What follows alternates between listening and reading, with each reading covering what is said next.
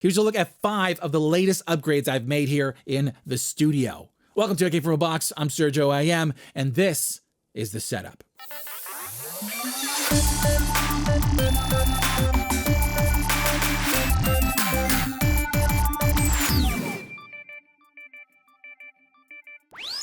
Now, for those moments when we can't be at the studio, we set up an office in the bedroom. It was mostly made up of extra things we had lying around, such as an old gaming chair and a small desk, so we upgraded all of that.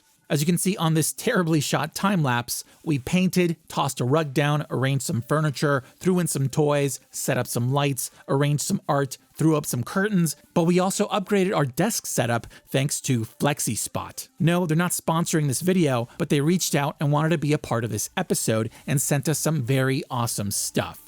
First is the desk, which is FlexiSpot's E7 Premium Standing Desk. It consists of their E7T frame legs and their Gaming Series G7 tabletop. As someone who's 5'11", the legs extend way higher than I need, so this should be good for everyone. It comes with this smart controller that gives us very precise height control, and it also has memory, so you can store your favorite sitting and standing positions. And the tabletop has a clean design with a section for your monitor arm, a curve on the front for you to lean against, and the surface doubles as a precise mouse mat that tracks really well.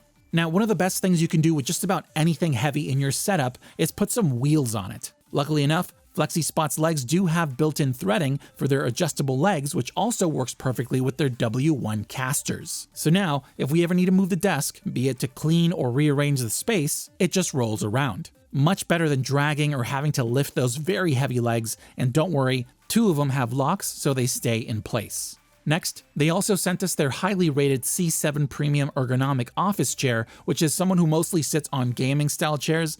This one's so much more ergonomic. It has their upgraded mesh seat, which makes it feel like you're sitting on a cloud, and it has all these adjustments that you can make for your neck, back, and your butt. Finally, they also sent us a few of their other handy accessories, which include their F7 monitor mount with cable management system and a fully adjustable arm with a 360 angle rotation. Then, because we always need more power, we have their clamp-on tabletop outlet that has 3 power sockets along with USB-A and USB-C ports for charging. And last thing here, a cable management tray to organize all those cables, but I also managed to fit a 12 outlet extension onto it. Altogether, I love how this space turned out, and I want to thank FlexiSpot for sending all this gear our way, because it's truly the star of the show. This year, I'm going hard on live streaming so I can hang out with you folks. And one small but worthy upgrade is the Tiny 2 by Obsbot, a pricey but very versatile webcam that's become my current favorite. It comes inside this fancy carrying case. In it, we have a USB-C cable to connect it, along with a USB-A to USB-C adapter in case you need it. Then we have a versatile metallic articulating stand for the camera, and the Tiny 2.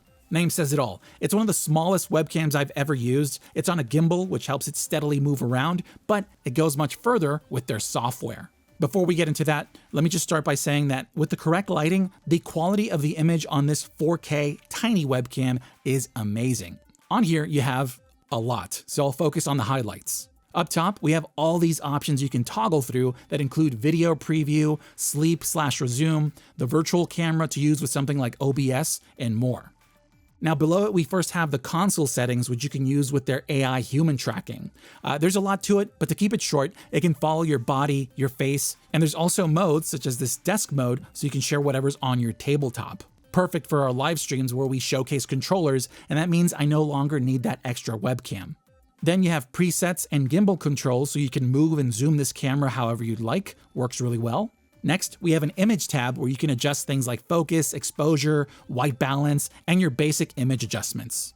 Then we have a beauty tab that includes a pretty accurate background blur, and it can go further if you have NVIDIA's Video Effects SDK installed. Below that, we have some retouch adjustments so you can look your artificial best, followed with some unique filters, with film being my favorite. Finally, we have additional options for everything else, such as sleep settings, gesture, and voice control, which work pretty well, and a few other miscellaneous ones. So if you want to go further than a static webcam for your video calls or live streams, check out the Tiny 2 by Obsbot. And if you want to see it in action, subscribe and ding the bell to stay notified for our next live stream. Oh, also, I got a gimbal for the phone, but sadly mine's not compatible, so keep an eye out for this once I, switch out the phone.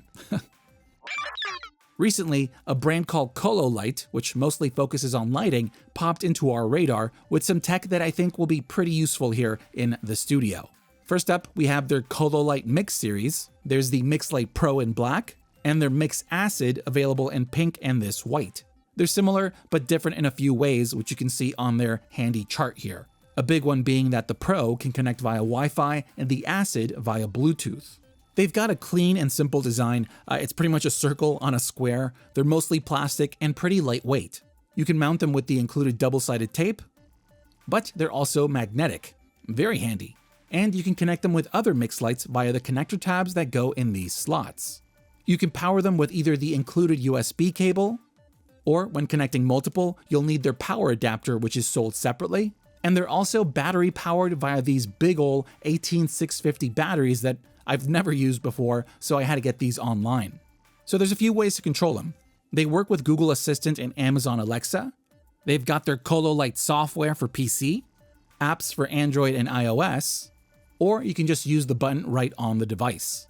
You can press it to change between colors, double press to change between modes, which include dynamic mode, solid color mode, and audio visualizer mode. 1, 2, 3. Then triple tap for gesture control.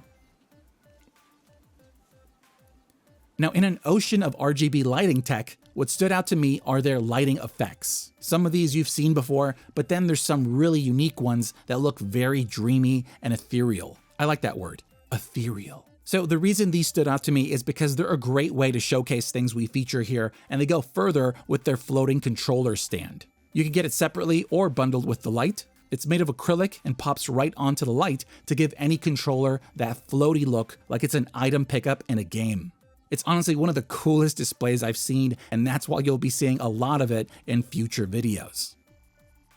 Finally, we have their Colo Play, which is a customizable keypad with a knob, and it also uses their proprietary lighting. It's got this futuristic design like something you'd find on a spaceship, and it's really well made. It's got a good weight to it, and that, paired with the rubber bottom, helps keep it in place. The buttons are pretty much huge, clicky mechanical keys with a tactile actuation, and the knob works smoothly with notches that you can feel as you turn it. Very satisfying. Then, in the middle, we have the screen. Now, once you set it up, you can adjust the settings right on the device, but it's much easier with their Colo Play software, which also gives you a few additional options. The interface is going for this cyberpunk theme, but it feels a bit clunky. You really have to read the manual to figure it all out, but to keep it simple, in the default mode, holding the top left button pauses whatever app you're in, and you can then spin the knob to select the app you want. There's about a handful pre-installed, but you can download some others, and you can also arrange them in any order you'd like. There's a few for display, some games, but the ones I've been using the most are the clock, which has 5 watch faces to choose from, including this last one, which reacts to audio, the dashboard, which displays some of your PC's info, and the keypad app shows what each of your buttons are assigned to, which you can handle through the desktop software, and it lets you toggle through those presets. All that aside, the experience is a bit clunky, at times buggy with some random errors here and there, so it could use some refinements, all of which can be addressed with a firmware update. But even then, I still love this thing. It's an awesome desktop companion that's great for those who want to customize and tweak each setting, or those who just want an awesome looking media controller with a great volume knob. A while back, I featured Elite Screen's incredible CineTension 2 96-inch drop-down projector screen that's perfect for testing out short throw projectors up to 8 feet, as well as to capture some awesome B-roll here in the studio. I use it all the time, but with the rise of ultra short throw or UST projectors, this screen isn't ideal because of its surface. And that is where our new VividStorm S Pro comes into play. Unlike a ceiling mounted screen, this one is pretty much the opposite. It lives in this metal housing, and with the flip of a switch or press of a button, it opens up and retracts upward thanks to this very strong bar and cable system. It works very well, it's accurate every time, and the tension on the screen is just about perfect. You can use it right on the floor or inside a custom cabinet, but I DIY'd it and placed it on 2 of these 14-inch jacks that I leveled off and then placed the projector on this TV stand in front of it.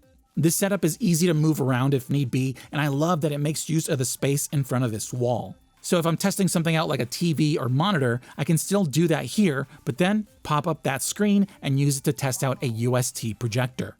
It's available in 6 sizes between 72 inches all the way to 120, and this one being the 100-inch model. Now, unlike a normal projector screen, a UST screen has these tiny angled ridges that properly reflect the light from down where the projector is to your eyes in front of the screen, while also helping reduce ambient light from all those other sides. That, paired with the ambient light rejecting material, helps give you the best image possible out of your projector. And I'm not just saying that. The first time I set this up, the difference in picture quality was stunning. I've been using it with the highly rated Hisense PX1 Pro, which is a 4K laser UST projector, and with this screen, it gives you a TV-like experience at an awesome size. It's incredible for movies, great for games, and perfect to test out those new upcoming short-throw gaming projectors, so keep an eye out for that. If you have a lot of controllers lying around or in a box and want a better way to store them, a while back I showed you these controller racks, which are a great way to showcase them, but since then I moved and I set up a few more, specifically on these shelving units, and I even threw in charging.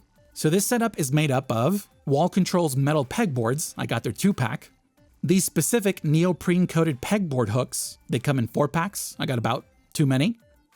Then you'll need some medium-sized zip ties, a USB charger, USB charging cables, I got these with magnetic tips for USB-C and micro USB ports, and for those who want to go further, a smart plug. Now the pegboards come with screws and anchors, but in my case I'll be attaching them to those shelving units with some zip ties. What I like to do is attach them via the 2 top corners, so if I need to access anything behind it, I can just simply lift it up. Moving on to the USB charger, I'm using Anker's 60-watt 6-port charger, but you honestly should be able to use just about any that you have lying around. Most should be more than enough to charge these controllers, and ideally, you'll want something with a few ports so you can charge enough for a group. Then we connect our charging cables. Same thing here, use what you have, but you'll want them to be at least 6 feet long to reach your controllers. Like I said, these come with USB-C and micro USB tips that I can just insert in the controller and the cables magnetically attach. Love that versatility, and it's super easy to use. You can place it on a shelf or secure it on the back with some zip ties or Velcro, and then run the cables through either this channel at the top or bottom, or you could even just screw in some holes to push them through there. Once they're out, you can either leave them hanging or do what I did and add these magnetic cable clips so they stay attached to the metal pegboard. Then you just pop on these hooks in whatever way works best for your setup.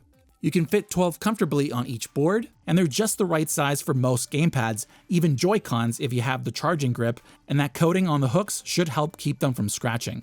Now you just throw on your controllers and just connect those you need to charge. If you're lazy and don't want to risk keeping these connected, you can hook up your USB charger to a smart plug, my favorite being these by Casa, and then you can schedule them to turn on for just a few hours each morning. This way you can prevent any kind of damage from overcharging. So there you go. Love how it looks, especially if you have a good variety of controllers on there. They're honestly a great way to save some space while showcasing them and keeping them topped off. And there you go. Those are the 5 latest upgrades we've made here, and we already started on a few others, such as upgrading our router with this intimidating looking TP-Link Archer GX90. Look at that. It's a beast, and I can't wait to tell you more about it on the next episode. Anyways, there's a lot going on, as you can tell, but I'm back on track, and I have a mountain of gear that I can't wait to show you. Once again, I'm Sergio AM. Thanks for liking and subscribing, and I'll see you for the next box. Thank you so much for watching. If you like this video and want to help us out, you can do so by clicking that thumbs up button. And while you're at it, why not subscribe for more content? It's free. We also love to hear you out, so please leave a comment down below or talk with us on Twitter, Instagram, and Facebook. I'm Sergio AM, and I'll see you for the next box.